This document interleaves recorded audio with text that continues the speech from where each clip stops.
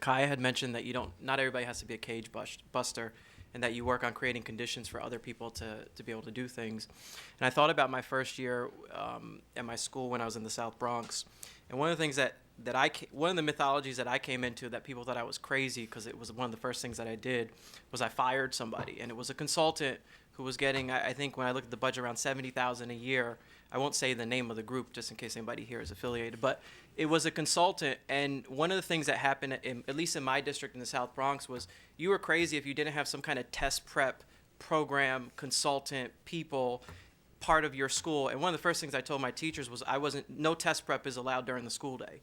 I didn't believe in test prep. I believed in good teaching. And so they thought I was crazy for that. But in terms of the cage, that was $70,000 there. And what we did with that money was we fired the consultant, told my teachers I didn't believe in having people come in and train them. I wanted to create opportunities for them to work with each other through sort of inquiry-based models and learn from each other and actually develop their practice through collaboration, if we can use that word. But I took that $70,000 and I bought every sixth grader a laptop. I put a smart board in every classroom. And over 3 years, there was a one-to-one laptop in our building. And we didn't have a library. So by my last couple years there, we bought every kid an iPad just so they would have a digital library. And it was a public school. And we used to get people coming to our school saying, where did you get money to buy every kid a laptop? And by the way, another rule that we broke, or at least we didn't break it because we thought it was a rule, then we couldn't find it, was that we and my kids this was a 99%, all the kids were in poverty. About 30% of my kids lived in a shelter. About 38% were special education, or at least classified as special education. They probably weren't special ed. And so it was a really difficult kind of environment. We let the kids take the laptops home.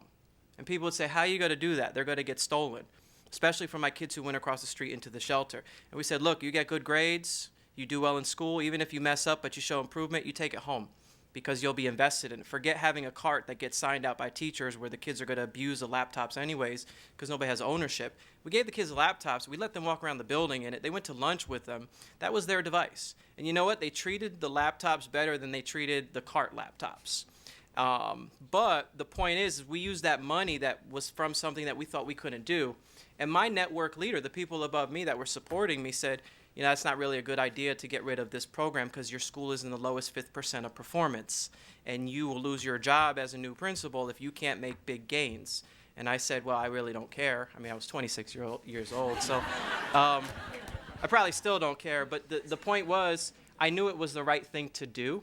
And that investment paid off. And one other thing that we were able to do... And you did make the gains in the end. Yeah, we did. And another thing that we were able to do that was part of this whole idea of taking that money was, we didn't get much grant money. We didn't have time for anybody to write grants, to be honest with you.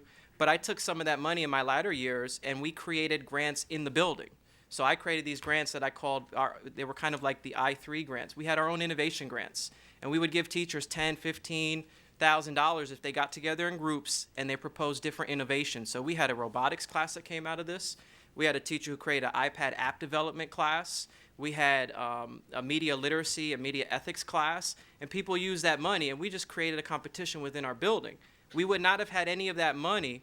And by the way, in the first couple years, I think my colleagues to the left of me are right, we didn't share what we were doing. We were kind of by ourselves, and we were taking risks.